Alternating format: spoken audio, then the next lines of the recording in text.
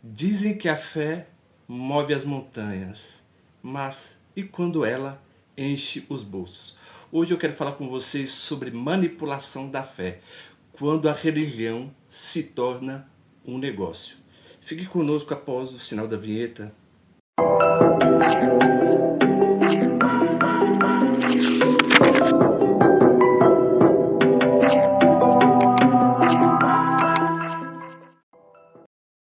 Transformando a religião em negócios. Esse é o tema de hoje que eu quero falar com vocês.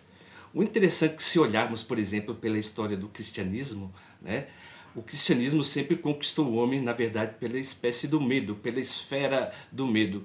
Como o homem não sabe o que vai acontecer no mundo vindouro, na verdade, há uma promessa, na verdade, misturada com punição. Ou seja, os fiéis, na verdade, receberão o céu, né? E as pessoas que são totalmente rebeldes iriam receber praticamente o inferno. Mas o interessante é que a religião, a partir do século XX, ela mudou o seu roteiro, ou seja, ela não ganha mais o homem pelo medo, né? Hoje em dia ela ganha o homem pela ganância. Então hoje, por exemplo, você vê, na verdade, né, pregações, por exemplo, sobre cura divina, libertação, né, prosperidade. Na verdade, você vai ter um culto desenvolvido numa espécie de troca de favores, ou seja, os pregadores hoje em dia se remetem muito ao Antigo Testamento, do qual que a pessoa, na verdade, para fazer um pacto com Deus, tem que fazer uma espécie de sacrifício. Ou seja, ela fazendo o sacrifício, na verdade, ela vai ser abençoada. Então, o povo hebreu, na verdade, eles tinham esse costume antes, por exemplo, de serem deportados, tá, da Babilônia.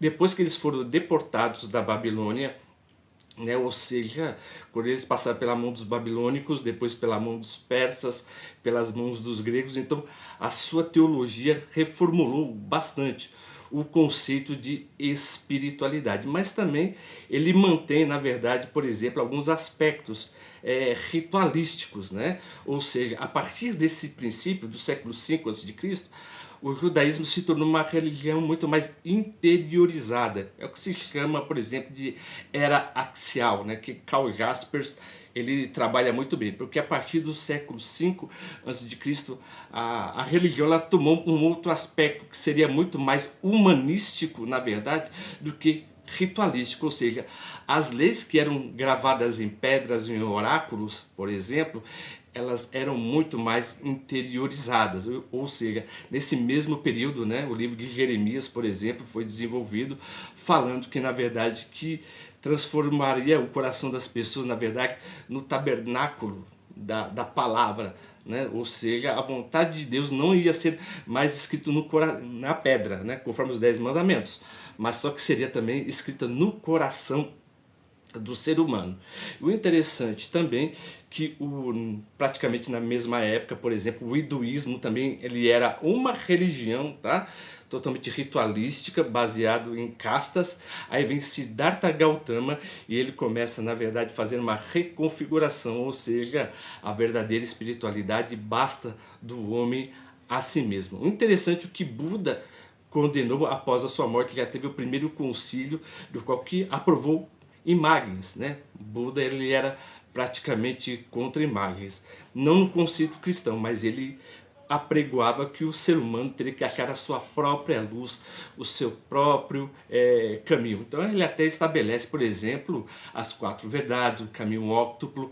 E assim também, por exemplo, nós vemos Lao Tse também, que ele vai fundar ou criar o taoísmo. Você vê o Confúcio, que ele vai criar o confucionismo. Também temos o jainismo, né, que é fundado na Índia. Mas o interessante é que após essa era axial, a religião ela começa a ser totalmente interiorizada. Quando Sócrates nasce, o interessante é que o filósofo Cícero ele fala o seguinte, que Sócrates, na verdade, ele interiorizou todas as leis da natureza. Então, antes de Sócrates, tinha os sofistas, eles filosofavam, na verdade, sobre a natureza. E Sócrates, ele começa a filosofar sobre a natureza do homem. Por que eu estou dando, na verdade, tudo esse background para vocês? Para estabelecer um ponto. A religião, ela se estabelece negócio por uma espécie de troca, ou seja, nega a humanidade da pessoa, por exemplo, em relação à bênção divina, né? Até mesmo você vê no livro de João que Deus se fez carne e habitou entre nós. Então, Cristo, pelo sangue da sua cruz, Colossenses 1:20, estabeleceu consigo tantas coisas que estão no céu quanto na terra. O que significa isso? O evangelho, na verdade, a partir de Paulo, ele começa, na verdade, a se desvincular do judaísmo. Então, Paulo, ele pregava uma nova mensagem do qual que ele diz, né, que recebeu no caminho de Damasco. Eu estou fazendo esse background para vocês poderem entender o cerne da mensagem, que eu não quero enrolar muito vocês, viu? Não é a minha intenção. Então dentro da época, na verdade, do período intertestamentário, né, até hoje, na verdade, a religião, principalmente o cristianismo, ele se reformulou muito. Mas, por exemplo, quando você fala sobre promessas de prosperidade, bênçãos divinas, na verdade, riqueza, era uma mensagem que os judeus, os hebreus tinham antes, na verdade, da deportação da Babilônia. Depois que ela se reconfigura no Novo Testamento, não tem mais esse tipo de mensagem. Você vê a imagem ou a mensagem de Cristo apregoava totalmente o oposto, né? Ou seja, Jesus Cristo, ele faz uma religião muito mais interiorizada. Então, hoje em dia, no século 21, né, a partir da década de 70, por exemplo, a influência de David Copeland, Mor Cerullo, né, também Kenneth Hagin, T.L. Osborne, eles vão reconfigurar a teologia. Por quê? Interessante que eles começam a pregar, né, promessas de prosperidade, por exemplo, bênçãos divinas, você dá dízimos generosos, na verdade, para que Deus possa, na verdade, te abençoar. O interessante é que quando eles pegam, na verdade, o livro de Malaquias, capítulo 3, versículo 10, trazei todos os dízimos à casa do Senhor. O que isso significa? Então você vê que eles pegaram, na verdade, algo que é da cultura agropastoril e transformou em business, né? Meu inglês é péssimo, viu? Não ligue. Então eles transformaram em business. O que isso significa? O livro de Malaquias, na verdade, quando ele é escrito, é uma crítica que o próprio profeta, na verdade, faz a quem? Faz aos sacerdotes. Se você ler o capítulo 1, o capítulo 2 e o capítulo 3. Quando ele fala bem assim, trazei todos os dízimos à casa do Senhor.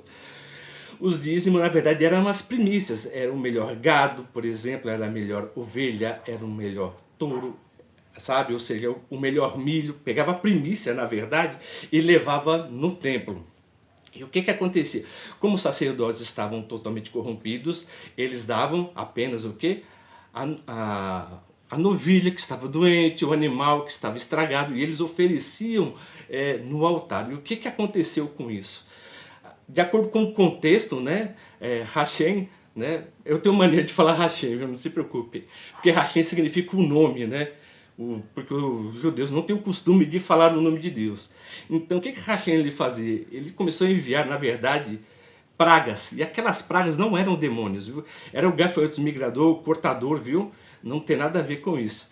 Então, eles estavam sendo amaldiçoados pelo quê? Pela displicência ao culto judaico. Ou seja, se você fazer o bem, você vai receber o bem. Se você fazer o mal, você vai receber o mal. Temos que entender que a religião hebraica antigamente era uma religião totalmente tribal. É só a partir de Esdras e Neemias que se reconfigura, por exemplo, e nasce o judaísmo. Mas o interessante disso, eles começaram, na verdade, o quê? Ser totalmente amaldiçoados, porque a culpa estava mesmo, era nos sacerdotes, não era o povo. O povo sofria, na verdade, e o próprio Yahvé também, né? Ele sofria com isso, então ele começou a cobrar, né? E ele falou bem assim: vós me roubais sim, vós me roubais nos dízimos e nas ofertas. Então eram os sacerdotes, tá, que roubavam. Se você ler o contexto de Malaquias capítulo 1, capítulo 2, depois você vai entender o capítulo 3. Então quando ele fala chuva do céu, janelas do céu, o que significa janelas do céu? Não é bênção que as pessoas acreditam, era chuva, porque a chuva caindo no campo, o campo produzia fruto e o povo se manifestava, se agraciava com essa chuva seródia. É a mesma chuva, por exemplo, que aconteceu em Gênesis, né? Quando, por exemplo, vemos no mito de Adão que caiu uma chuva leve que regava o jardim do Éden. Então, esses pregadores, na verdade, pegaram um versículo que é totalmente fora do contexto e usou, na verdade, para manipular as pessoas. Então, como as pessoas não conhecem as escrituras, vamos dizer assim, hoje em dia principalmente, né, os cristãos não conhecem as escrituras e outras vertentes religiosas também não leem, porque elas leem apenas a partir do expositor da palavra. Elas não têm o costume de ler, por exemplo, a origem e a etimologia. E o que esses pregadores eles fazem? Eles pegam pessoas, por exemplo, que são carentes emocionalmente, tá? Pessoas, por exemplo, que precisam de ajuda e eles começam a fazer, né, trocas. Na verdade, eu lembro uma vez que eu vi um pregador na televisão aí, ele veste de saco de estopa, né? Os outros chamam ele de Fred Flintstone. E uma mulher estava totalmente apavorada. Ele falou assim: você acredita em Deus? Ela acredita. Então Deus manda você fazer um propósito de R$ 1.000. Você dando R$ 1.000, você vai ser curada. É um negócio que não tem sentido. Mas a pessoa faz isso o quê? Por desespero, porque a pessoa quer ser agraciada. Ela está no momento de dor. Então, a religião hoje em dia usa, por exemplo, não só a ganância do ser humano, mas também o momento de dor para fazer o quê? Promessas inalcançáveis, na verdade, e fazendo uma espécie de troca. Se você ofertar 5 mil, R$ 2.000, R$ 10.000, você será abençoado. Então você vê que eles deturpam tudo, tá, ao seu próprio benefício. Eles dizem, por exemplo, que Cristo, né, baniu todo o Antigo Testamento, mas que ele só não baniu, por exemplo, a lei que se refere aos dízimos e às ofertas, tá? Então, é por isso que a pessoa, por exemplo, vai, dentro da religião, ela vai começar a ter o quê? Uma certa culpa e uma dependência muito grande do líder. Porque se a pessoa não tem condições, por exemplo, para, né, dar um dízimo, por exemplo, na igreja, muitas vezes tem pessoas que, por exemplo, deixam de comprar o gás e vai ofertar na igreja, deixa de comprar comida do filho e vai ofertar na igreja, deixa de procurar trabalho e vai ofertar na igreja. Então, a religião, ela tem um caráter totalmente, por exemplo, místico, tá bom? E ela tem um caráter totalmente místico também, além de ser um negócio muito bom para os líderes religiosos. Ou seja, quanto mais os líderes ficam ricos, mais os seus fiéis ficam pobres. Então, há essa manipulação, na verdade, de uma urgência fabricada. Manipuladores, né, por exemplo, trabalham com urgência fabricada, ou seja, se hoje não for o dia da sua bênção, é porque a culpa é estritamente sua. E que você também não teve fé, por exemplo, o suficiente. Então, a religião ela se torna um negócio por causa desses aspectos, tá bom? O interessante é que, por exemplo, que é necessário termos certas críticas, né, em referente à religião por causa disso. Porque a palavra religião, na verdade, era para ser religare, né? Se liga o homem diretamente a uma divindade ou Deus. O interessante é que você vê a diferença do cristianismo para as outras religiões, por exemplo. Nas outras religiões, são os homens que se esvaziam para chegar a Deus, né? Algumas religiões orientais, né? Ou, por exemplo, no Japão é chamado de Mushin, o esvaziamento. Você vê, por exemplo, no budismo, esvaziamento, o hinduísmo, né?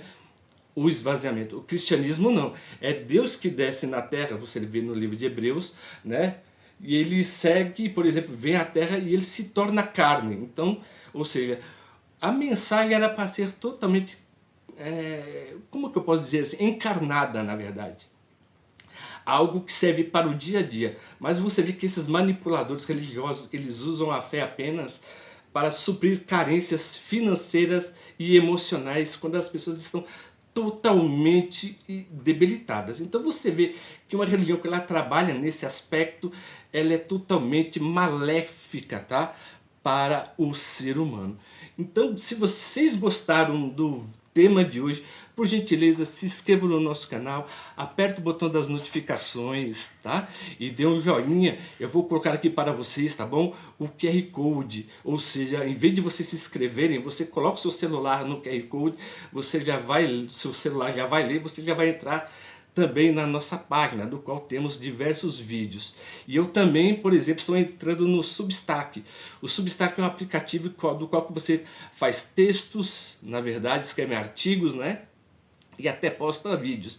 Então no Substack eu também estou lá, também escrevo artigos, por exemplo, sobre filosofia, sobre teologia, sobre antropologia e sobre a história e a ciência da religião. Estou até pensando, tá? Estou pensando ainda fazer um histórico para vocês, por exemplo, algum tipo de trabalho que fale sobre a história dos três avivamentos que houve, né, no mundo, né? Por exemplo, de 1910, 1950 e 1970. 1910, Assembleia de Deus, Congregação Cristã. 1950, Quadrangular, o Brasil para Cristo.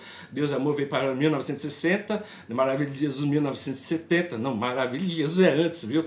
Da Deus e Amor, que o Davi Miranda saiu de lá. E de 1970, que nasce essa doutrina, na verdade, da teologia da prosperidade, do qual que os precursores aqui no Brasil foram o R.R. Soares, na verdade, e o seu, por exemplo, cunhado, né, que é o Bispo Macedo. Então, como sempre, viu, eu agradeço o carinho e a atenção de todos que nos acompanham até o final desse vídeo, e vocês vão colocar aqui, na verdade, vão procurar um outro vídeo que se chama Por que os líderes narcisistas se sentem como Deus.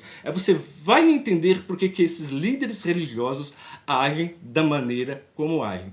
E como sempre, viu, eu quero que vocês nos acompanhem mesmo, escrevam a sua história, que eu lerei com o maior prazer, e até o próximo vídeo.